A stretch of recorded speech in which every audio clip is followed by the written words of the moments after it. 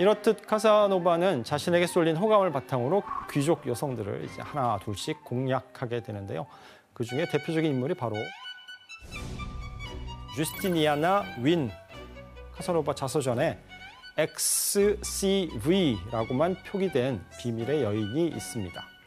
그녀는 타고난 미인이었고 교양까지 겸비한 이제 완벽한 여성이었다고 하는데 카사노바는 이 높은 신분의 귀족 여성인 XCV를 과연 어떻게 공략했을까요?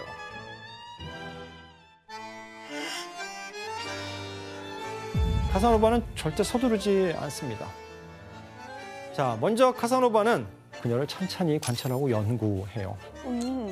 XCV와 대화하면서 그녀가 무례하지 않게 남자를 거절하는 방법을 알고 있고 또 신중하고 조심스러운 성격이라는 것을 파악하게 됩니다.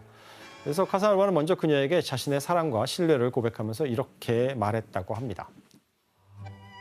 나는 당신의 충실한 노예이고 내가 가지고 있는 돈을 마음대로 써도 좋아요. 당신의 호의를 얻기 위해서라면 목숨까지도 바치겠어. 자, 전 재산은 물론 목숨까지 바친다는 카사노바의 이 달콤한 속삭임에 그녀는 카사노바의 목을 껴안고 입을 맞췄다고 합니다. 자, 이렇게 상황이 이제 진전되자 카사노바는 어떻게 했을까요? 더 진도를 나갔겠죠? 아, 그렇죠. 하지만 카사노바는 진도를 나가지 않습니다. 왜냐면 좀 자기 스타일이 아닌가 봐요. 원래 카사노바 같았으면 그림 보고 판단하지 마세요. 왜냐하면 XCV의 신중함을 알고 있었기 때문에 정말 초인적인 힘으로 자신의 본능을 눌러가면서 아무 행동도 하지 않습니다. 와, 진짜 선수다. 그러면 첫 번째 단계는 지나갔는데 네. 두 번째 공략법은 뭔가요? 자, 두 번째는 이제 그녀가 진정으로 원하는 걸 해주는 것이었습니다.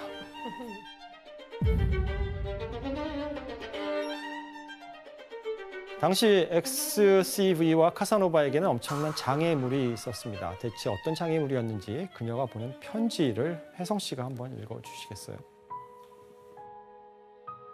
이 비밀을 당신 가슴속에 안겨주고 나면 제 마음은 한결 편해질 것입니다. 저는 아이를 가졌습니다.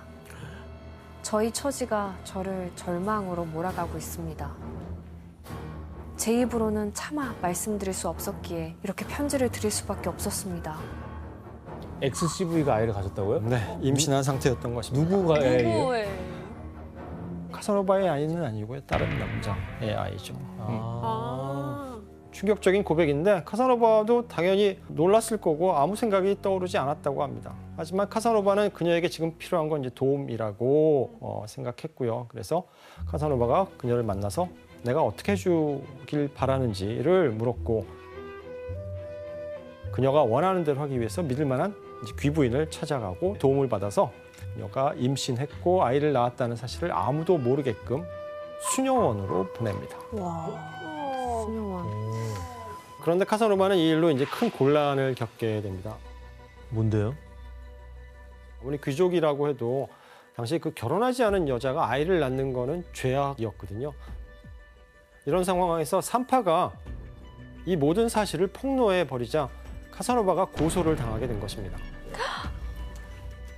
카사노바는 이렇게 해서 XCV를 도와주었지만 그녀의 가족이 아이를 낳았다는 소문이 날까 봐 그녀를 재빨리 결혼시켜 버렸습니다.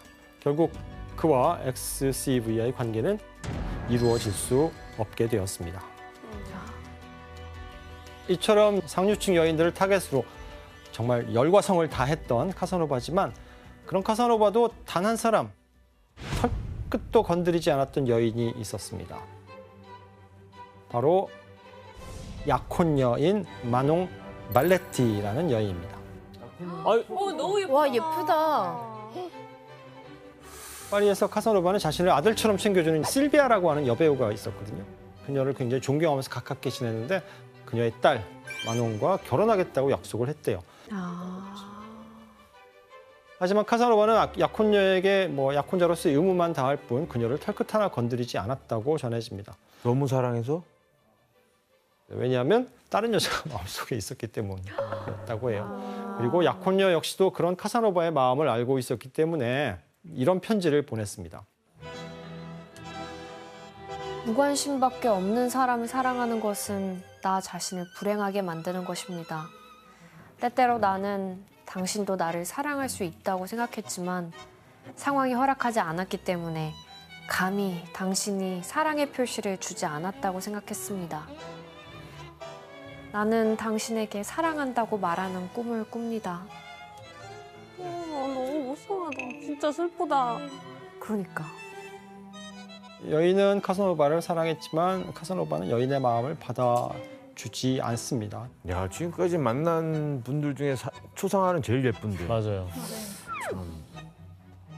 아드리아나 씨, 약혼녀는 카사노바 이 바람길 다 참고 기다려준 거예요? 아, 설마 참겠어요? 나중에 참지 못하는 일이 생겨요. 복권으로 번 돈으로 나중에 다른 사업을 시작하는데 사업보다 여성들에게 관심이 많았죠. 그래서 이제 나중에 더 이상 참지 못해서 떠나버렸대요. 당연히 그래야지. 그런데 카사노바가 여성들과의 스캔들로 프랑스 상류층을 농락한 것은 사실 이뿐만이 아니었습니다. 심지어는 국왕인 루이 15세의 문란한 사생활에도 카사노바가 일조하게 되는데요. 어? 당시 프랑스엔 돈을 받고 성을 파는 가난한 집들이 많았습니다.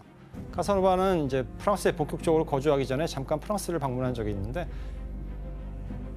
그때 이제 친구의 지인의 집에서 모르피라고 하는 한 소녀를 만나게 됩니다. 그리고 이 여인에게 홀딱 빠져요. 그래서 그녀의 몸매를 몰래 지켜본 카사노바는 모르피와 한 방을 쓰겠다. 방문할 때마다 돈을 주기로 합의하고 승낙을 받아내죠.